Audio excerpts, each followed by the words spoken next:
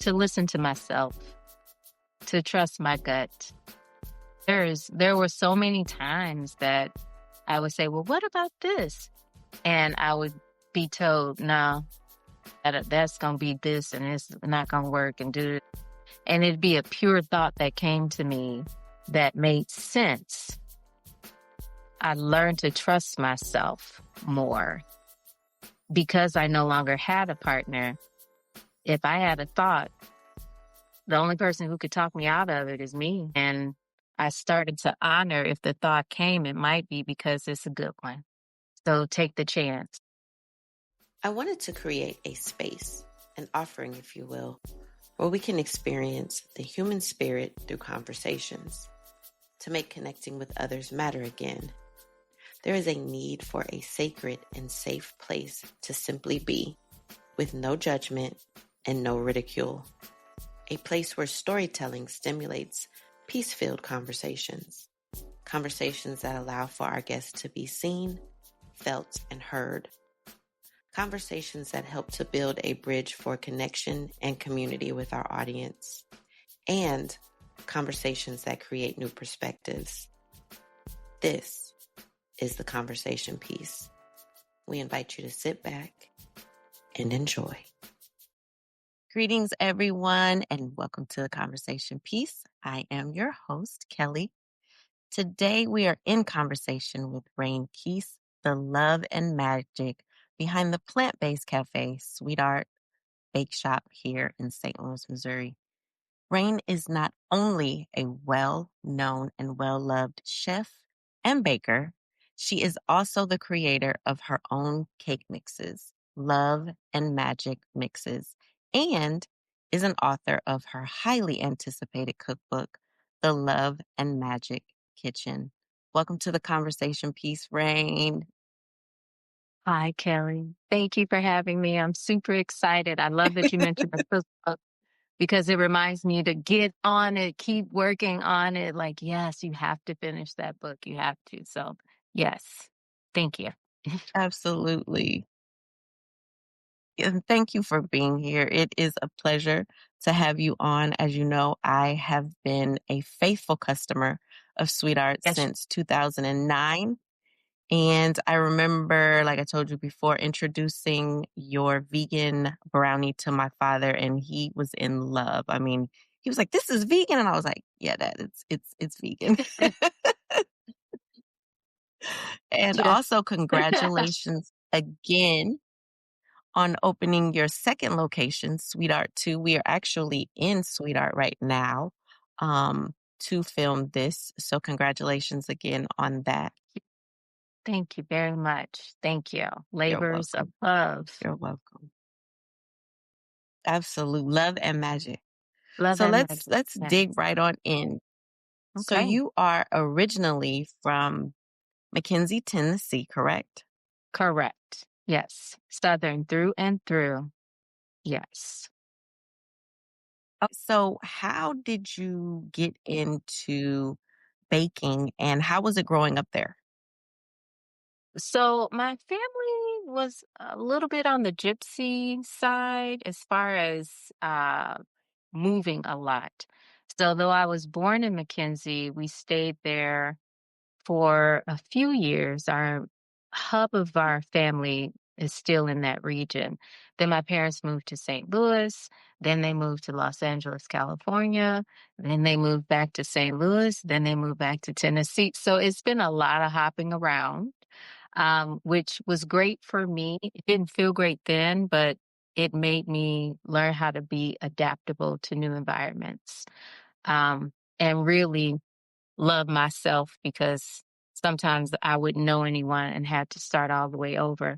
But my mom cooked and baked, and so did my grandparents. My grandfather and my grandmother cooked and baked. And I'm the only girl amongst three boys, so I kind of just stayed with my mom and learned from her. That's how I got started. Do you I was going to ask you about living in Los Angeles. How was that experience for you? You know what? I loved it. But you love things that you don't know anything about. Uh, we were not in a good neighborhood. I believe we were in South Central. I didn't know because it was like from 6 to 11. I went to a really good school though and had really great teachers who pushed me. And that's when I learned that I was smart. Unfortunately, at that time, my very best friend's brother had been killed, and that was becoming kind of common. And so my parents, with having three brothers, said it may be time for us to move back to the Midwest. So around 11 is when they said, "Hey, we're packing up and we're leaving Los Angeles." But I really learned a lot, and I really had some great teachers in the schools that we went to.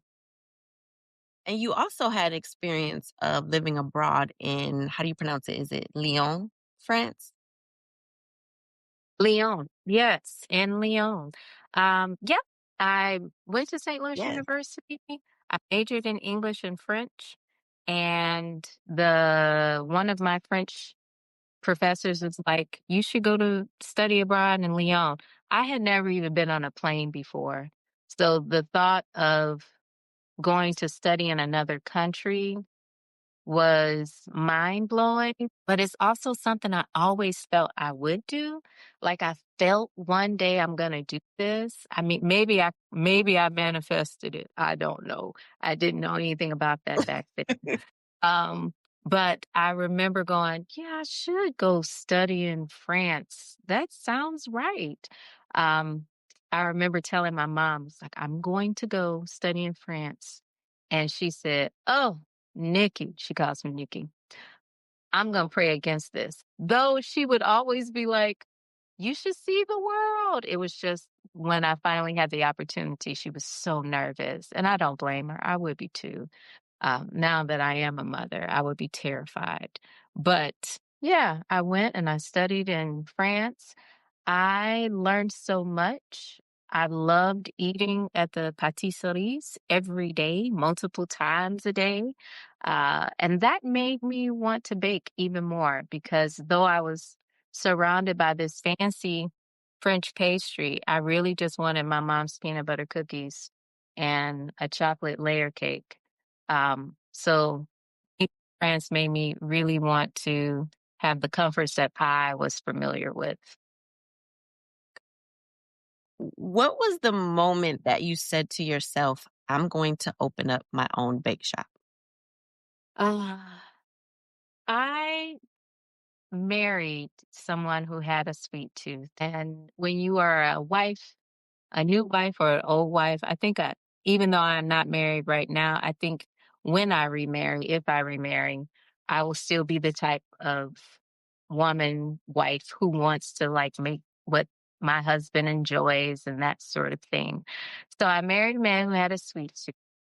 And I just really got into baking. I was working various jobs and I would come home and bake and just enjoyed it. And I was going up for a position at a local magazine that I'd been freelancing for.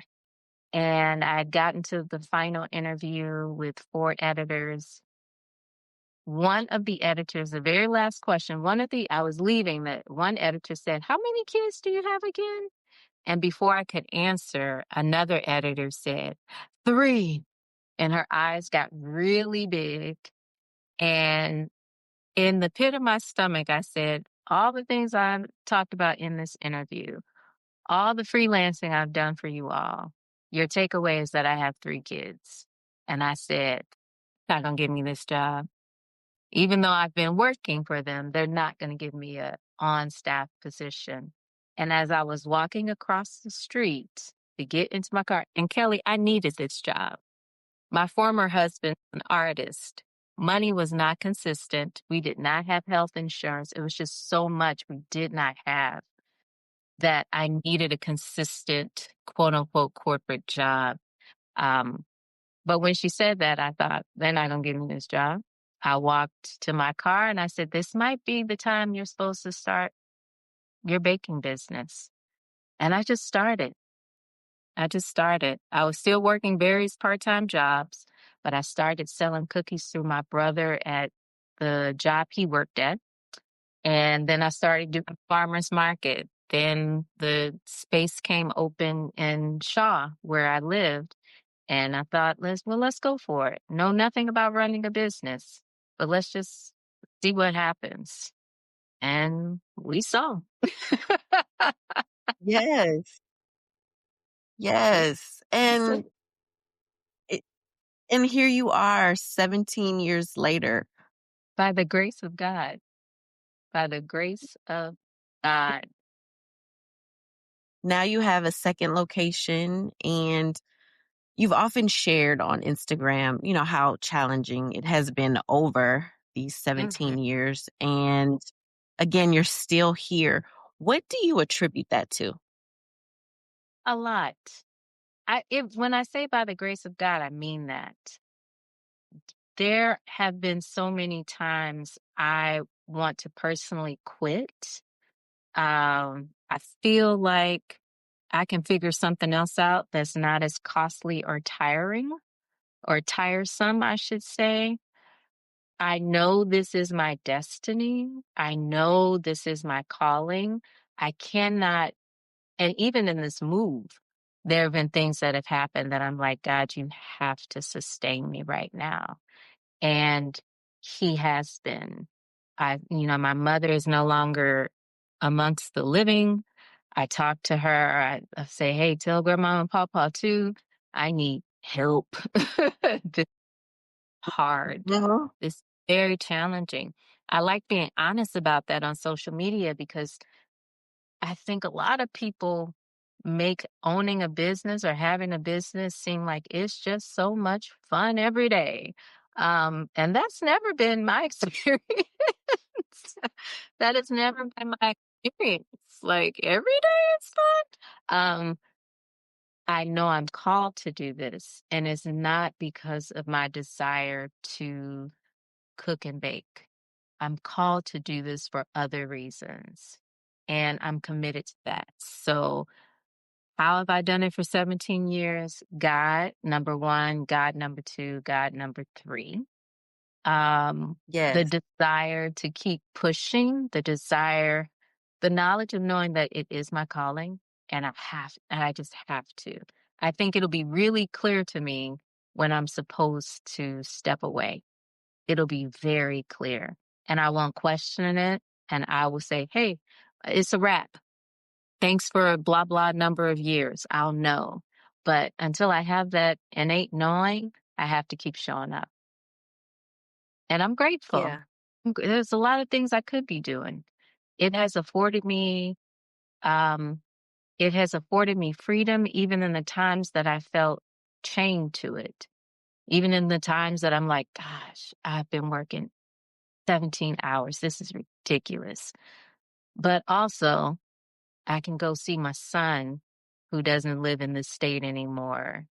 And I don't have to check in with someone to say, hey, can I have these days off? It's afforded me some freedom while requiring a lot. So I'm grateful. And we're grateful for you. Thank you. Absolutely. So, how have you been able to maintain not just the business and the challenging or the challenges? How have you been able to maintain who you are outside of sweetheart? Always been to myself. I've heard through various people who've worked with me that people will see me in the shop and think I'm standoffish or have an attitude or, you know, stuck up or whatever. I'm super focused and I'm always in Hmm. my head. So for me, I'm a back of the house person, meaning I belong in the kitchen. But if I have to run out to the dining room, I'm not typically checking my face until this past year. Have I been like, how about you smile a little bit when you go up there? Because no one knows that you're coming out and you're thinking, I got to finish payroll. Oh my God, sales taxes. Oh my God, it's slow. Oh my God, am I going to make it? Oh my God. Like there's so many things that's on my mind as I navigate the waters in of the space here. Um, but I am to myself so much and I do have such a strong faith. I meditate, I pray, I check in with myself. I have a very close knit family. I have three amazing brothers who, ooh, Kelly, I think I'm gonna cry and I don't have no tissue. I'm looking around for tissue now, so I'll like get the tears up a little bit. Um, I have three amazing brothers who have always held me down in every way they can. And I'm just very grateful. So I have a nuclear family that's amazing and they know me so well. I think sometimes people are trying to show the world who they are, and my family is my world. So I've never had to do that. I'm I'm here, I'm doing what I love, but it's easy for me to stay who I am because of my family and because of the connections I have, my immediate family. And that's amazing. That's a blessing because not everybody has that. I don't have that. I have a very small family. My parents are no longer here. My sister lives in Houston with her family. And, I came back here for my father.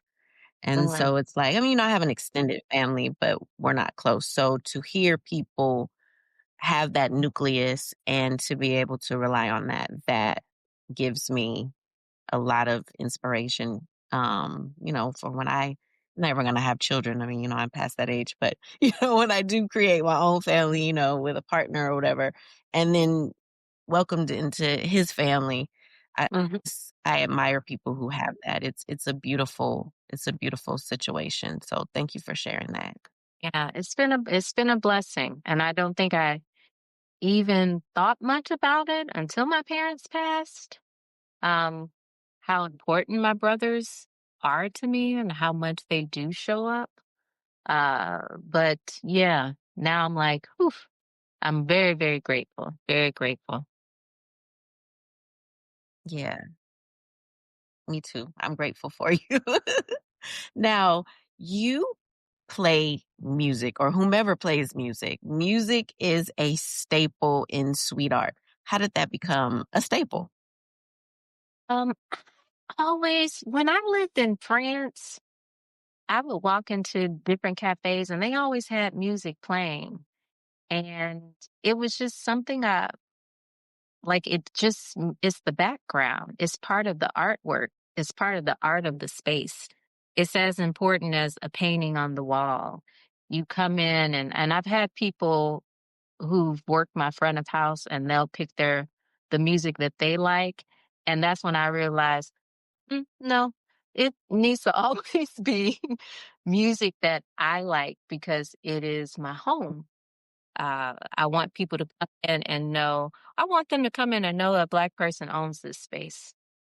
I want them to see Black people on the walls. I want them to hear music that resonates to my culture. And that's important. So at times when somebody changes the station and I come out and I hear something that is unfamiliar, uh, I will be like, "Oh, where's Al Green? Uh, where's Tony Braxton?" Like it's part of the space, it's part of the art. It's not just baked goods, it's music, it's how this chair is, it's the glasses that have the little flower in it. Every element is important to curating this space. Absolutely. Absolutely. And like I said, that's been a staple the 16 years that I've been coming here. Mhm. It's almost like a warm hug. You Yeah. walk in and you hear the music and I grew up in a home where my father played music all the time. So Mhm. music is a staple for me growing up. So coming into sweet art, I've been talking about sweet art for 16 years, but coming in here, it's like a warm hug. Yeah. You're at home here. You are at home, and that's what I want people to feel like, especially in this new space and for however long I'm here. I want people to come in and feel like they can find a corner or a space that feels like home where they want to stay for a while. The beautiful thing about Sweet Art is even though the space is a little bigger now, the energy to me is still the same. I've had people come in and be celebrating great, great things and they're excited and that energy is flowing. I've had people come in and they just filed for divorce or they just lost their mom and I can feel that energy and I'll be called to say, "Hey, how you doing?" And I've had people just break down crying and lying. That's more of what it's about than selling some cookies or a taco. It's more about creating a space where in your high of highs and in your low of lows, you may come here. And that blows my mind that someone can have Mhm. a great, yeah, I'm celebrating life, or oh my gosh, something horrible just happened. And I'm going to go to sweet, um, and being open spiritually to see it and feel it and then act on it because people need that. Yeah. I mean, I'll tell you that I was driving here. Actually, I had parked on the side of the building and got the call that my dad transitioned. Mm. And I screamed and was about to go down. I looked to Mhm. my left and I saw a UPS truck. And it just so happened that the women in the shop next to you, their window was up. And when they heard me scream and they grabbed me and took me into the shop and they saved me really. And so once I calmed down, I text everybody. And once I calmed down, I walked in to get my food and I broke down. And I don't even think the gentleman is there anymore because it's been 2 years this month. And he was like, "Are you okay?" And I was like, "No, no, I'm not." But Uh, I mean, I was at SweetArt when I got the call and, was comforted again by the women next door. But I was here, at the other location when I got that call and did my breakdown, broke down in the car. So yeah, I mean, this is home, you know, yeah. Oh, and yeah. that's exactly what you created here. So Mm, I'm thank grateful you. for that.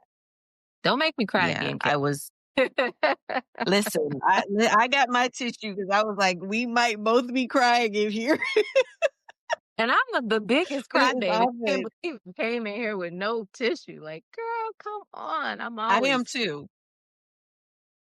I am too. I'm always crying too. So I brought my tissue just in case. But that's what makes us special. So, um, you have managed to build this amazing, like we said, this successful business. And how have you been able to do that and to pour into your beautiful, amazing 3 children? um once I divorced, I felt like no one thought I could.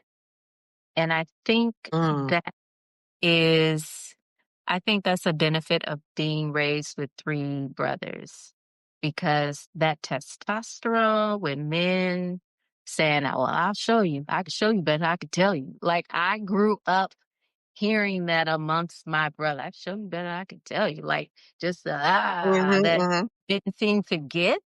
Um, that happened, and I said, "Bet, show you better. I can tell you." Because I don't think many people thought I could, um, because it was mm, created with 2 people doing it, and I was always behind the scenes. I was never and it's my personality. I never wanted to be up front. I never wanted to be the star of anything. I just like doing the work. Um, so behind the scenes was much more comfortable to me, and I knew when that divorce and separation happened, the company was about to go under. Uh, some bad things had happened. It was not looking good. And I said, I promised God something. I said, "God, if you can get me through this, I promise you I won't quit. And I promise that I'll do X, Y, and Z." And He got me through it. He got me through it. I needed to have the business continue because I needed to show up for my children. I promised them that they made good grades in high school. They could go wherever they wanted for college without a student loan because I think student loans are from the devil and they are designed to keep poor people poor. So I wanted to follow through on my promise to them. I worked so hard. Sometimes I think too hard and lost time with them at points that I really missed out on. But my faith and this faith walk, entrepreneurship will put you closer to God than anything. Mhm. Mhm. Beyond falling ill. I think entrepreneurship puts you very close to God. It has built my faith and my talk and my walk with God in many ways. But I asked God to redeem the time that I felt I lost. And he did that too.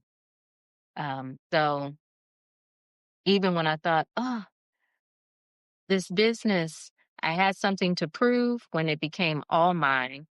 I was determined to pull it out from disaster and make it profitable. And then I was determined to be present with my children and redeem the time that I felt I lost when the business first started. I'm very close to my children now. I am even closer to God now.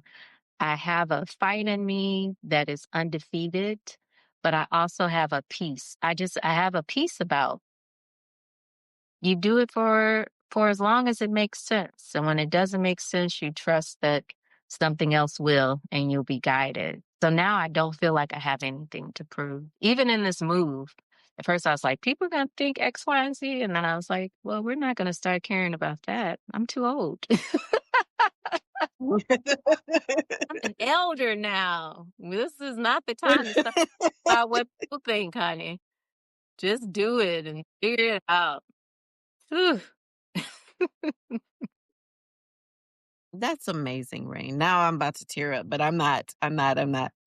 Um, Thank you for sharing that. And that was going to actually be segue into my next question. After the divorce, what what did you learn about yourself from that experience? Oh, Outside of, or it could be encompassing with your faith walk. I I learned that sometimes getting divorced is actually breaking the generational curse. I was raised to believe you get married, then you start your family, and the women in my family stayed married. They all stayed married, happy or not, well loved or not, you stay. And maybe it happened or I could get get there because my mother was no longer here because she would have been doing all the prayers for me to stay married. But I felt like I was breaking a generational curse by choosing to move forward, not married. I realized, and I got married really young. I met my ex-husband when I was 20. I was married by 22. That's like a child bride now. Um, but then, it's just you. I realized for such a long time, I never really focused on myself. I was never really focused on, well, what do you need? And are you are you being loved the way you need? What do you like? Now I'm plant-based, but when I first got married, my mom made great tuna fish. And I just loved tuna fish and I would make it. And then I married someone who hated it. And then all of a sudden I didn't like it either. Or I wouldn't make it in the house. Like I just Mm, lost myself, you know? And you lose yourself in relationships, and especially that young, I just lost myself. It became all about this person instead of, making sure I had time for myself, that I was growing myself, my own personal needs too. And not that you aren't supposed to be in a relationship and giving, um, but you should give and you should receive, and you should also make sure that you are still a valid entity in that relationship. What you learned about yourself after the divorce, your faith walk, has anything or your viewpoint changed with being an entrepreneur? To listen to myself, to trust my gut. There were so many times that I would say, "Well, what about this?" And I would be told, "No, that's gonna be this, and it's not gonna work," and do, and it'd be a pure thought that came to me that made sense. Um, I learned to trust myself more because I no longer had a partner. If I had a thought, the only person who could talk me out of it is me. And I started to honor, if the thought came, it might be because it's a good one. So take the chance. Yeah. If it doesn't work, you know how to change it up. So it really taught me to trust myself. If I hear it, if I feel it, just go for it. We are so tied up with failing and, well, if it doesn't work, and what will they say? So what? So Yeah. what? People always gonna have something Yeah. to say. They always have Yeah. something to say. But if you don't take that chance, the only person missing out is you.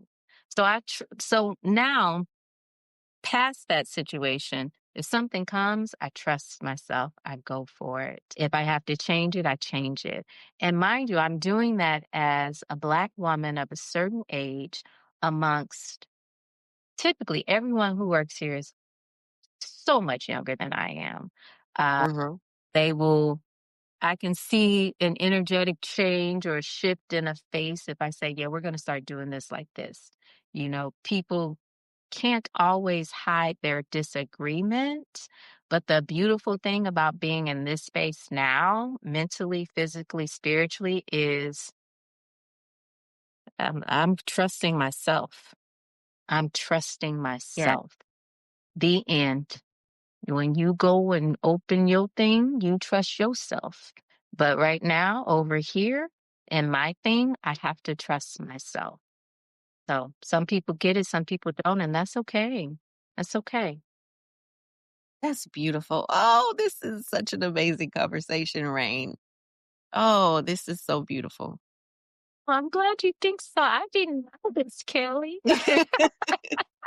But I said I'm just going to answer This the is questions amazing. honestly. I'm just going to answer them honestly. So Yes. that's all I can do. And that also is like a divine I'm so into divine alignment and divine order. And so you just mentioned, being a Black woman. So that takes me also into the next question. What would you tell other women who have had a similar experience, all while being an entrepreneur, a mother, and a Black woman? Ah, you know, people often think Black women are being dramatic in the heaviness of their walk. You know, it's burdensome, it's heavy, it's tiresome, it's all the sums. Um, and that's very true.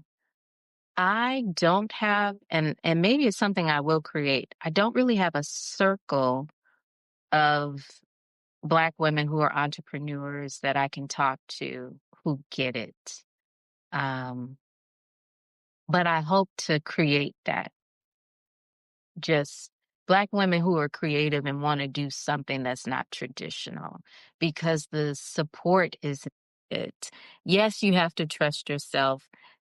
I hope you have a higher power because it gets so heavy. You need to have something else to believe in that is looking out for you. But the community aspect is something that I wish anyone else who's having this sort of same experience could tap into. So, yes, trust yourself if you're in this entrepreneurship Black woman game. Yes, it is hard, it is heavy. People will not always feel as though respecting you is important. In this walk, I have felt that people, vendors, customers, staff, have felt like respect is negotiable instead of mandatory. And I think that's something unique about the Black woman's experience. I know there are Mm, the I may be segueing all over the place. I know that there are these somewhat toxic podcasts that pit Black men against Black women. I think mhm, that is designed by other entities to continue to break apart our culture because there is not a pit against. It's hard for us all. And one thing that Black men may have that's a little bit easier than Black women is that they are feared. Being a Black mm, woman in a leadership position, few people fear me. I am not mm, someone they think could, really harm them physically. Sometimes I've had employees who are in their 20s and they think, well, she doesn't know what she's doing, though they've never owned a mm, business. They've never done this sort of work. They can come in with the attitude of, well, she doesn't know what she's doing because if she did, it'd be this and this and this and this. Never even done it. So there is a level of lack of respect that Black women, even in a leadership position, even in entrepreneurship, that we have to experience. And yes, trust yourself, and yes, have God. But it might be beneficial, and I think it is, to have a small circle of women who are also walking the walk, not to complain about the walk, but to say, hey, I see you. I know what you're going through. I support you. And, let's go do some yoga or let's take a walk. yeah, Let's take off the stress and the tiresome of this life path because no one else understands it like we do. Yeah, thank you for that. I think what that as Black women just across the board, there's the lack of respect. I mean, like we're the lowest on the totem pole. Yeah. However, everybody wants to be like us. That saying, they want our rhythm but not our blues. They want our rhythm but not our blues, but whatever. So, back to you. Tell me about tell us about this theme, love and magic. Where'd that come from? People years ago would ask me, what's the secret? They'd have the brownie or they'd have a cinnamon Mhm. roll and they wanted me to tell them what the secret was. And I wanted to be like, well, very hard work, lots of trial and error, figuring out what is a good substitute for this and that and this. But at the end of the day, it really was love and magic. There would be times where I would sleep and hear, add a little bit of cinnamon to the red velvet batter. Like that didn't come, that's just a whisper in my ear. And I'd be like, cinnamon? Okay, I'm doing it. Because I don't question when I hear Yeah. things. I'll Yep. question in certain moments. I'm like, okay, well, I'll try it. So I love it, but there's a magical component to what I do. Not just hearing, but when you start playing with ingredients, and herbs and spices, people heal with herbs and spices. And it's a Absolutely. It's a rooted cultural craft. It's a craft. Um, that feeds the body, but also feeds the spirit. So that's where the magic component comes in at, that this really is at times, people are like, don't eat that. I don't eat at other people's houses because they might, do some juju on it. It's all magic. It's all magic. But hearing Right. spirit and knowing that you can play with ingredients and have a very magical element, a magical outcome, that's sweet art. Like, I've created this out of love and magic. That's the secret ingredient. So, with love and magic, let's dive into your cake mixes and then the Mm. cookbook. What made you say, again, it's time, let's venture into sharing this love and magic and making it tangible for others? Yeah. I did not know I was going to go into creating a cake mix. And this is how it happened. The pandemic happened. I didn't know what I was going to do. Really didn't take it seriously at first. I was one of those that was like, man, it's fine. It's just a little flu. Everybody, it's gonna bounce back. Everybody be fine. I just did, and next thing you know, everybody's shutting down. I was in the back of the kitchen by myself because we had decided to, back then they were like, close to shorten the curve. I can't even remember the saying that was hashtag everywhere. Um, but it was all so much. I was working on a catering order by myself. All of my employees were gone. And I was reaching for a box of gluten-free flour. It was the King Arthur's brand of all-purpose gluten-free flour. And as I reached for the box, my vision went black, not dark, black. Mm. And I said, oh, it was so quick that I wasn't alarmed. I was standing. It's not like my body felt differently. But when it went black, I heard inside, around in the ceiling and in the air, you need to be reaching for your own box. Mm. Then then my vision came right back.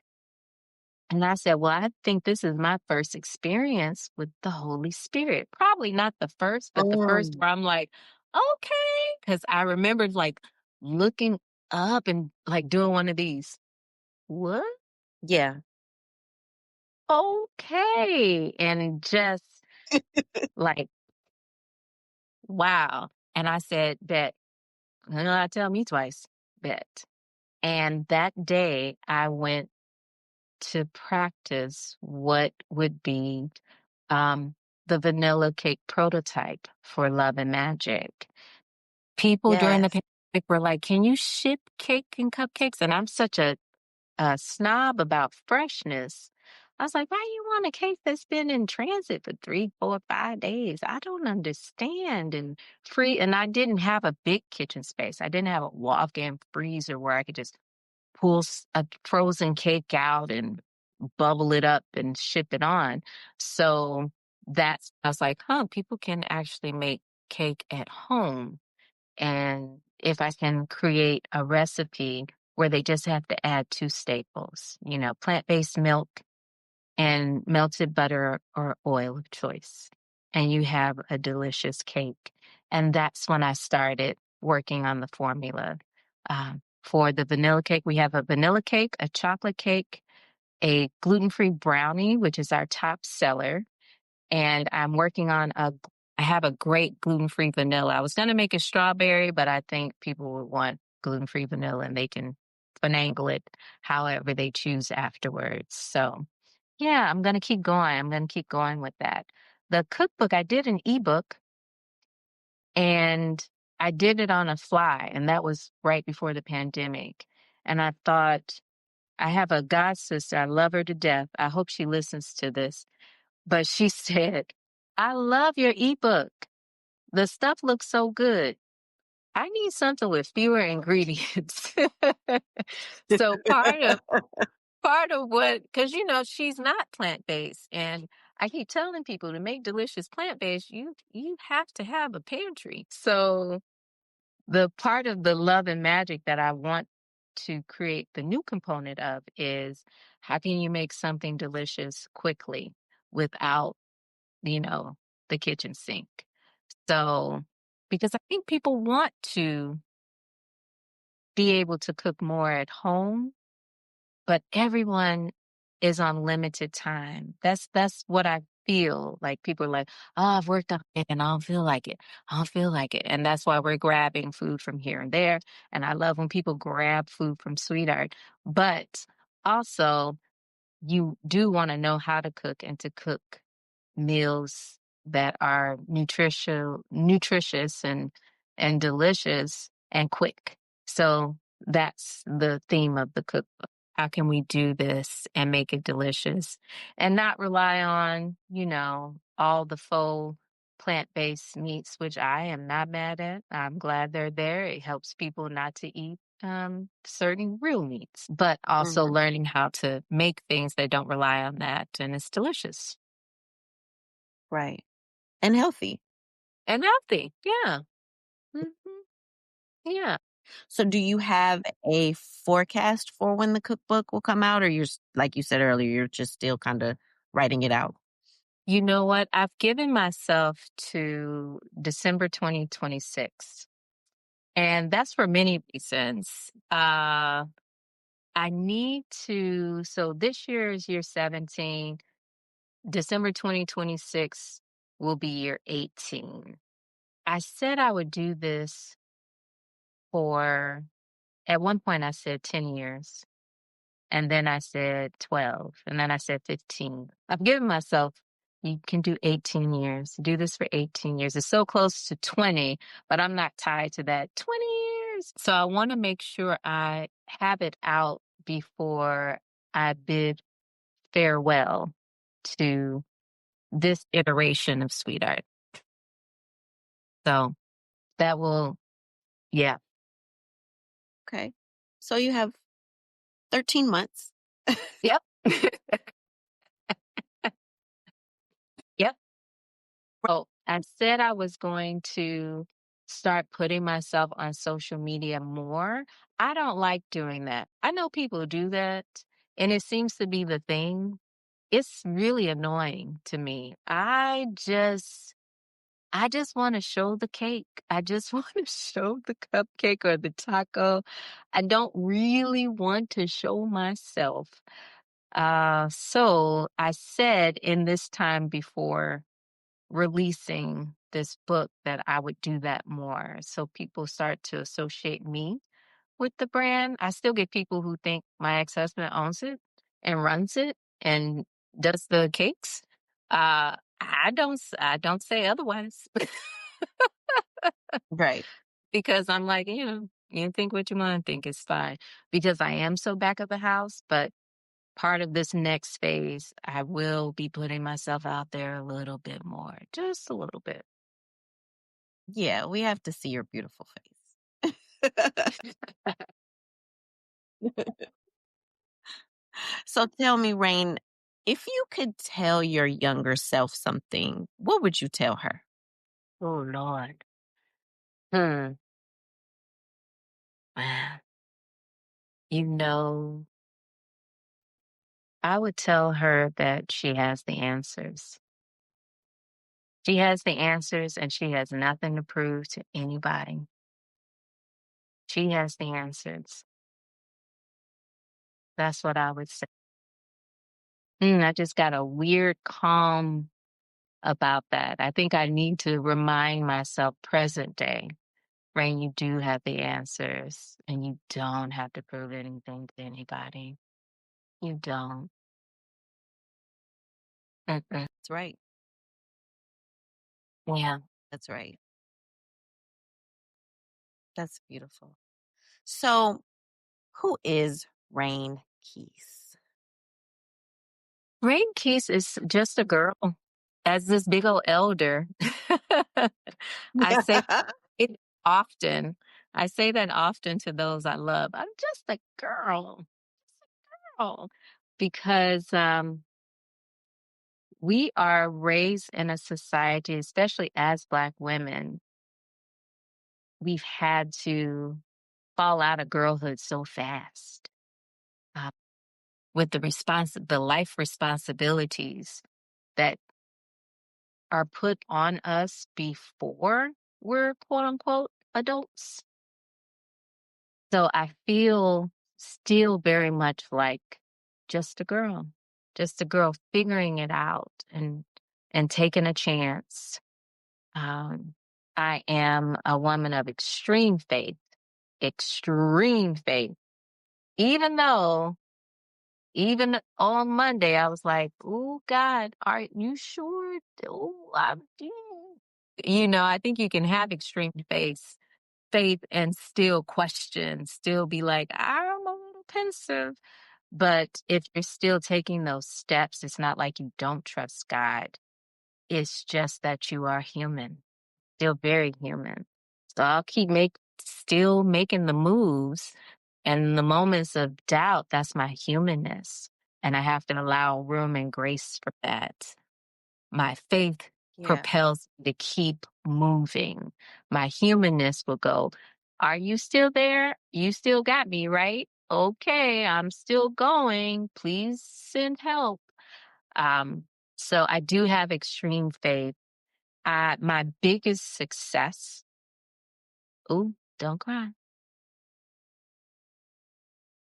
My biggest life success is that I've raised children who can come to me for anything. And I've seen it. I don't know if I had that with my mom. As much as I love my mother, I don't know if I had that sort of relationship where I could go, hey, I'm falling apart a little bit and I need your advice on this, and this. Each child, and I have 2 boys and a daughter, each one, now that they are well, 2 just graduated from college in May, and 1 is doing his junior year in Brooklyn. They've all had life experiences where they have come to me distraught, sobbing, anxious, unsure in ways that I have never had that experience with a parent, and also with very few friendships. So my biggest success is the mother I've become. I feel as though parenthood, and especially for me, motherhood is a covenant. I take it Mm, seriously. Uh, yeah. I've had people I've dated be like, you love your kids so much. Yes. Right. And Yes, I do. Motherhood is a covenant. This is serious spiritual work. And when you have a partner, that's also a covenant. They say marriage is a covenant. That is serious spiritual work, these relationships. So I am most proud of the mother I've been allowed to be for my children. And in turn, the friend I've been allowed to be for my closest friends, the sister I've been allowed to be for my brothers, just this person who's in relation. I'm very proud of who I've become. And I'm very proud that my key core people know that if sugar, honey, iced tea, I'm trying not to use profanity, hits the fan, I'm someone they can come to and I'm safe. I'm not gonna run tell that to somebody else. It's like, no, this is a sacred space you have with me. And I love that about myself. yeah, yeah. And that's how I feel about the conversation piece. It's a sacred space. It's not just your regular interview. It's a Yeah. conversation. and Okay. we're here to build community and create connection through storytelling, one story at a time. So I'm so grateful that you said yes to this. So what's And so, next for you? Outside outside of the cookbook and the cake mixes, what is next for you? Kelly, I am working really, really diligently on being obedient to God and this destiny and Yes. honoring what I want. I never thought I'd have this business for this long. I, I didn't. I don't know how long I thought I would do it, but I didn't think I'd do it for this long. And there is something stirring inside of me that wants something else. I have enjoyed this. And I know that seems really weird to hear, knowing I just moved and I'm in a new space and she just moved. How could she want something else? Ah, I'm planning for it. That's why I gave the 2026. I'm planning for what else, what the something else is. I don't know what it is yet. It will still be in food. I hope to always be able to make my own career, my own path. And I'm going to say this now because I don't feel I've been brave enough to speak it out loud at all, except to my brother. But I've always seen myself having some sort of food show, but on the own network.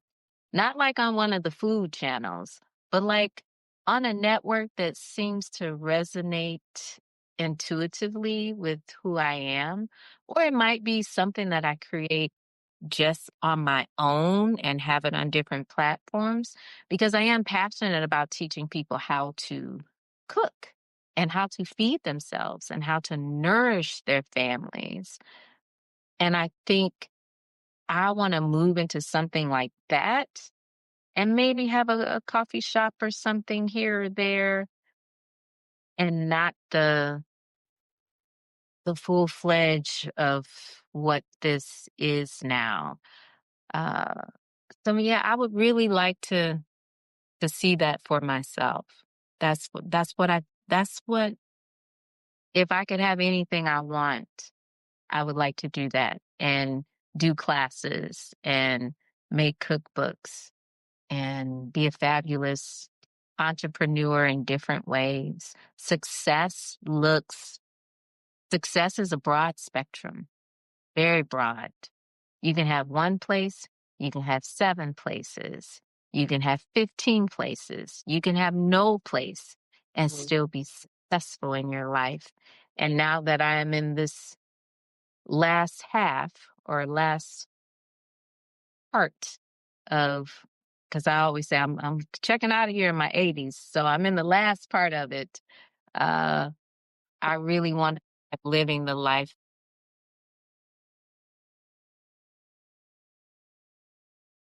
Yeah.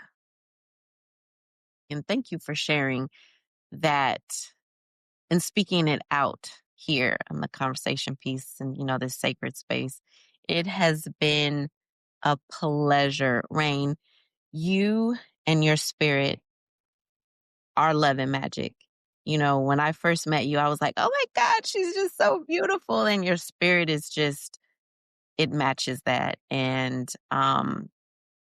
I'll tell you a little something. When I was really, really, really in a place where I was like, I don't really want to do the conversation piece anymore. And I was in my quiet time and I was like, you know what, spirit, you just bring whomever is divinely aligned with me. Because, I reached out to people, they didn't respond, or they said they would and they didn't respond. And then I had to go through the whole thing with my apartment and having to move. And before the move, I was, in the park and I had mentioned you to Val, our graphic designer. And I saw you in the park. And this was a couple of days after I said that to Spirit. And I was like, great. And then Spirit said, ask her. And you said, absolutely. And then, the whole move and everything. And now here we are. And it is love and magic. This is love and magic. And I'm so grateful. So thank you for being here. Thank you for sharing your story. Thank you for helping to build community and create connection through your story. I'm so grateful. Everybody go check out, everybody who are here in St. Louis, I'll say, go check out SweetArt and SweetArt 2. You are in for a treat. And to our Conversation Piece family, thank you for being here. We wouldn't be able to do it without you. And remember to love always. So we had some technical difficulties. Thank you, Mercury retrograde.